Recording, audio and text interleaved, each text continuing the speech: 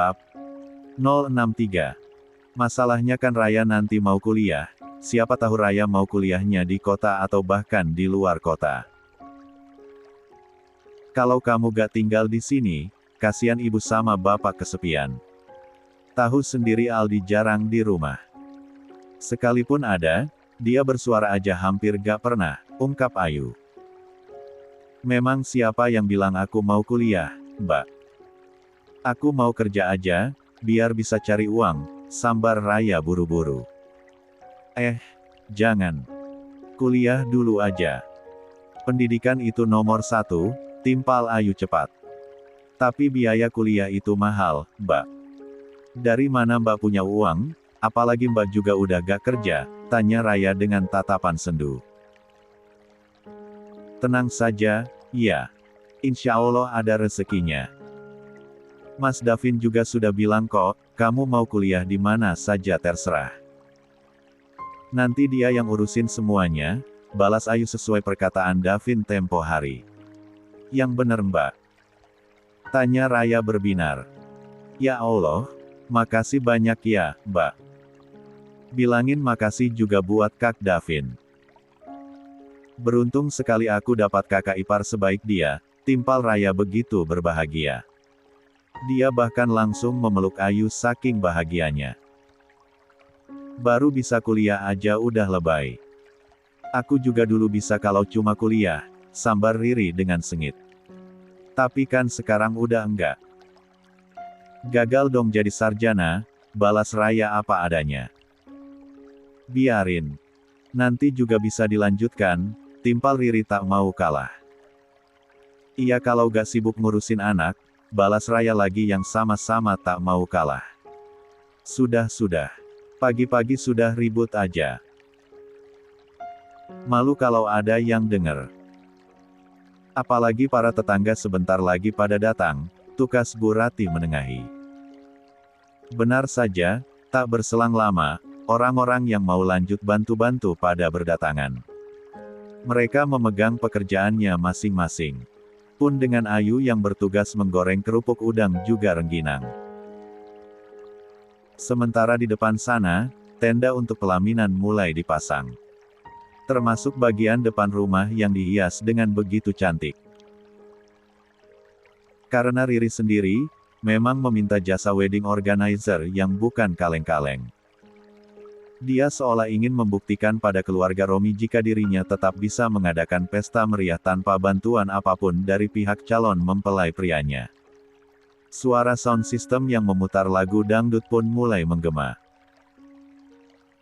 Semakin menambah semarak pesta pernikahan yang akan dilangsungkan esok hari. Dulu waktu Mbak Ayu nikahan, kok gak semeriah Mbak Riri sekarang? Tanya ibu-ibu yang berkumpul di belakang. Iya, Bu. Saya mah sederhana saja yang penting sah, timpal Ayu bijak. Benar itu, Mbak. Yang penting itu kan kehidupan setelah pernikahannya. Bukan acara pernikahannya. Banyak kok yang waktu nikah pesta jor-joran, gak lama langsung cerai. Malah yang nikahnya sederhana pada awet. Seorang ibu-ibu menyahut. 8. Terlalu fokus pada pekerjaannya, Ayu sampai tak menyadari jika waktu semakin beranjak sore. Bahkan langit pun sudah mulai menguning. Dia tadi hanya sempat beristirahat sebentar untuk mendirikan salat asar. Mas Davin jadi gak ya, kesini? Batin Ayu bertanya-tanya. Dia memang belum sempat melihat ponsel seharian ini saking sibuknya. Kak Davin di depan. Ayu langsung menoleh saat mendengar suara Raya. Terlebih saat mendengar nama sang suami disebut. Mas Davin sudah datang.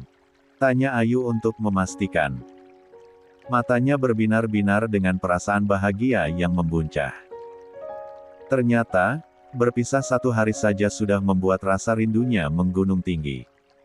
Raya mengangguk mengiyakan. Temuin Gi. Ini biar Raya yang lanjutin. Raya pun mengambil alih pekerjaan sang kakak. Makasih, kata Ayu sambil beranjak dari arah belakang rumah. Sembari mengulum senyum, Ayu terus melangkah menuju teras. Benar saja, sosok suaminya itu sedang duduk di kursi teras sambil menatap tenda-tenda yang sudah terpasang. "Mas," sapanya dengan kaki mendekati Davin. "Hai." Davin langsung bangkit dari duduknya dengan mata yang juga berbinar. Ia bahkan hampir saja memeluk istrinya itu andai Ayu tak buru-buru melangkah mundur. "Malu banyak orang?" kata Ayu dengan ekor mata melirik pada beberapa laki-laki yang sedang beristirahat sejenak setelah memasang tenda dan pelaminan. "Hehe. Habisnya kangen banget." Davin menggaruk tengkuknya yang tak gatal. Ayu pun langsung mengulum senyum. "Ayo masuk. Aku bikin deh, ya. Atau kopi saja," tawarnya antusias. "Aku pengennya yang lain." "Ada," goda Davin. "Apa?" Ayu bertanya keheranan. "Sefsu," Davin menyahut pendek. "Gak ada. Di sini gak ada yang suka minum sefsu," jawab Ayu. "Kalau gitu sefsu yang lain aja," balas Davin lagi dengan senyum lebarnya. "Mas, ih, serius juga." Ayu memukul gemas lengan sang suami dengan senyum malu-malu. "Lah, aku juga serius. Sefsu jahe maksudnya, biar hangat gitu. Emang kamu mikirnya apaan?" Timpal Davin dengan senyum kian lebar. "Gak mikir apa-apa. Sumpah." Ayu mengangkat kedua jarinya membentuk huruf V. "Da aja deh kalau sefsu gak ada. Tolong anterin ke kamar, ya. Panas banget ini." "Mana bising banget," pinta Davin sembari melonggarkan dasi yang masih melilit di lehernya. "Siap. Tunggu sebentar ya." Timpal Ayu sambil berlalu ke belakang. Sementara Davin melangkah melewati ruang 9. TV di mana Riri berada hendak ke kamar yang biasa ditempatinya. Saat Davin lewat, mata Riri tiba-tiba saja terpaku pada suami saudara tirinya itu. "Kenapa sekarang suami Ayu jadi kelihatan cakep banget ya? Perasaan dulu gak cakep gini."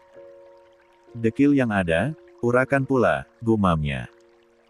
Matanya terus saja menatap punggung Davin hingga laki-laki itu menghilang di balik pintu kamar. "Lihatin apa, Ri?" tanya Ayu yang muncul sembari membawa nampan berisi depanas. Riri yang matanya masih menatap ke arah kamar langsung melengos. "Gak lihatin apa-apa," jawabnya dengan nada ketus seperti biasa. "Oh." Ayu menyahut singkat lalu bergegas masuk ke dalam kamar. Menyusul Davin yang sudah ada di dalam lebih dulu. "Ini tehnya, Mas," kata Ayu seraya meletakkan cangkir teh di atas meja belajar Raya. "Aku ke belakang lagi, ya. Tanggung sebentar lagi. Sampai maghrib," lanjut Ayu hampir berbalik. "Tunggu sebentar." Davin langsung mencekal lengan istrinya itu. "Emang gak kangen sama aku?" Lanjutnya seraya menarik tubuh Ayu ke dalam pelukannya. "Bau loh, Mas. Bau keringat, bau bumbu, bau minyak, semuanya bercampur," ujar Ayu tak enak. "Biarin. Yang penting bisa peluk kamu dulu." Timpal Davin sambil merengkuh sang istri erat. Menyalurkan rasa rindu yang sudah sangat menggebu. Tak peduli aroma apa yang menguar dari badan istrinya itu. Ayu hanya bisa pasrah. Dia membiarkan Davin memeluk dirinya sejenak karena ia pun merasakan kerinduan yang sama besarnya. "Sudah, ya. Aku tinggal bentar. Jangan lupa minum tehnya," kata Ayu setelah mengurai pelukan. "Oke. Cepat kembali," titah Davin. Dia memilih untuk mengistirahatkan raganya sebentar dengan duduk di tepian ranjang. Tring. Tiba-tiba saja sebuah pesan masuk ke aplikasi WhatsApp milik Davin. Dia yang kebetulan sedang memegang ponselnya, langsung membuka pesan yang ternyata pesan gambar. Pesan gambar di mana Alicia sedang memeluk Davin di kantor kemarin. Bagaimana ya, kalau foto ini sampai ke tangan istrimu? Sebuah pesan kembali masuk membuat mata Davin terbuka lebar dengan jantung bertalu-talu. 10. Davin menatap foto tersebut dengan mata memerah menahan amarah. Tangannya mencengkram kuat ponsel yang masih dalam genggaman. Siapa yang sudah membuat fitnah keji ini? Geram Davin dengan rahang mengeras. Pasti ini kelakuan Alicia. Ya, pasti dia, lanjut Davin bergumam. Nomor yang mengirim foto tersebut memang tanpa nama.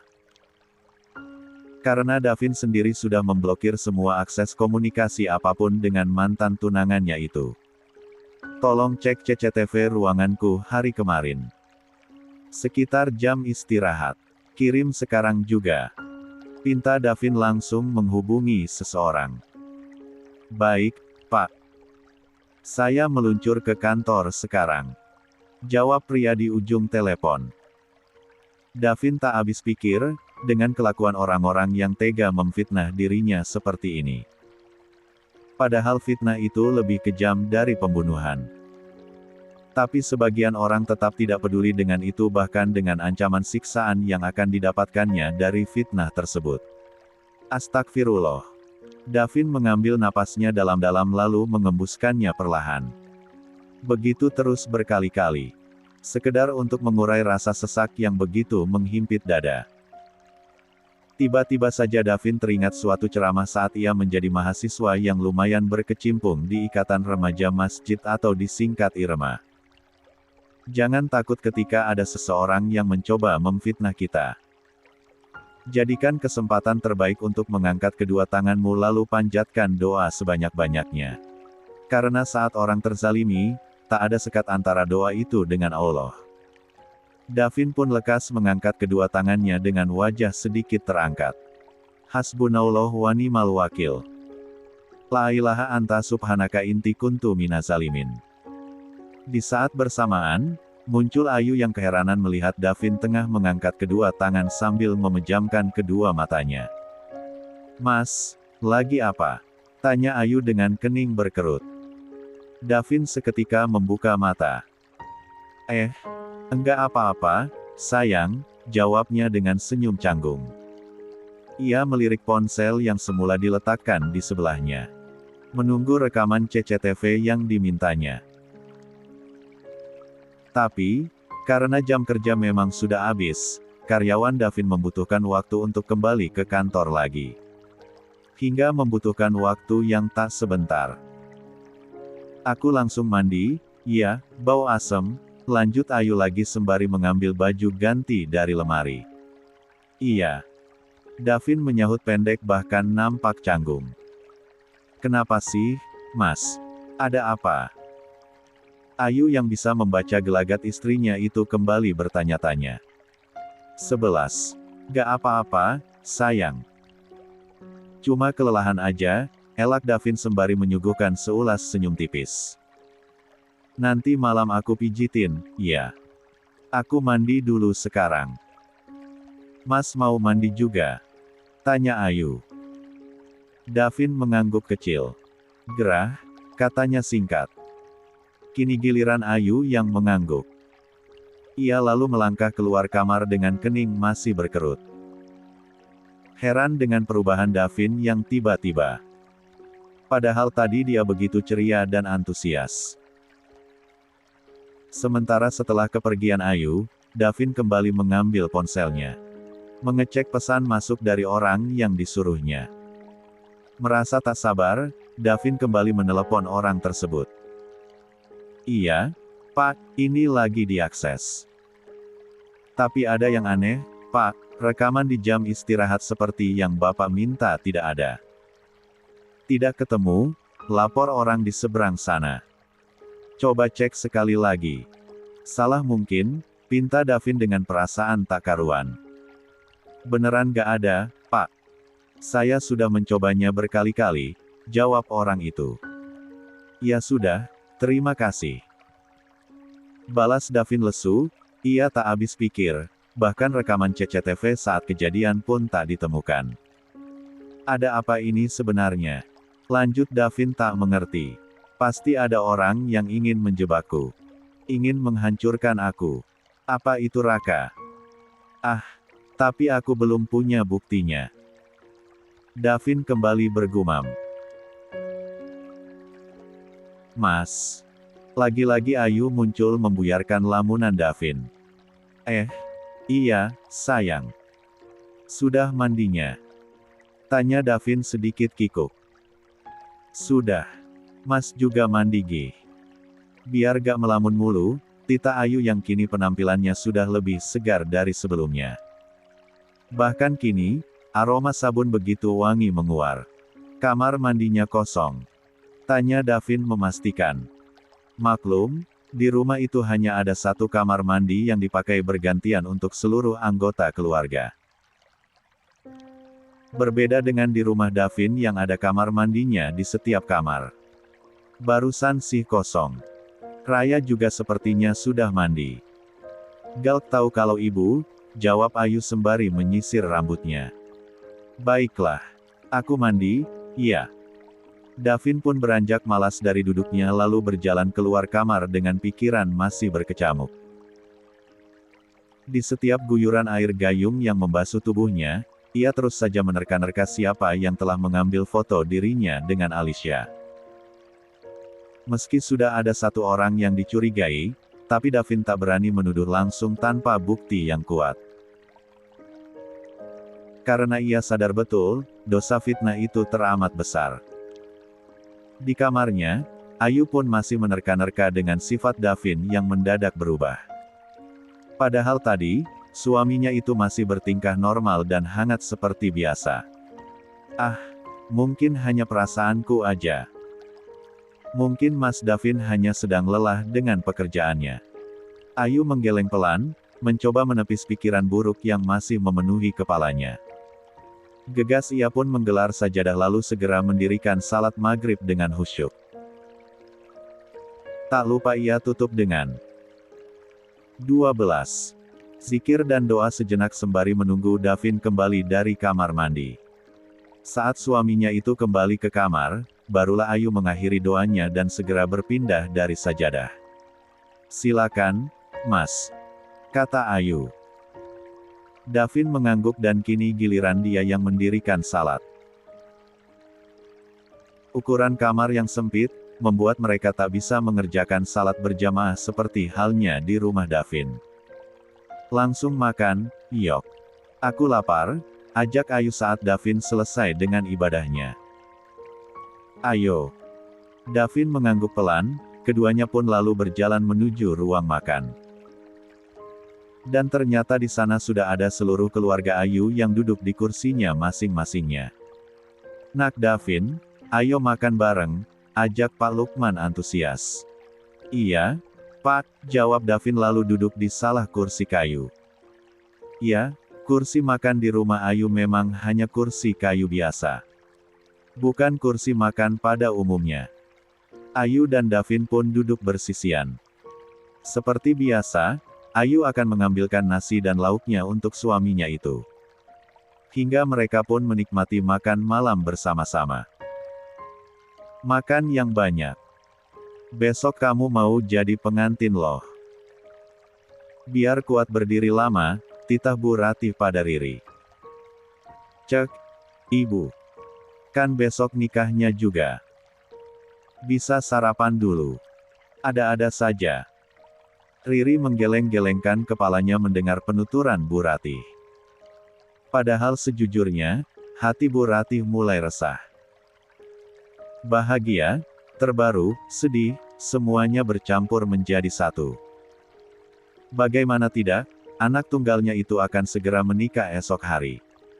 Sekarang putrinya itu bukan hanya milik dirinya tapi akan jadi milik suaminya yang tentu lebih berhak. Rai, di mana? Sudah dipikirkan mau kuliah di mana?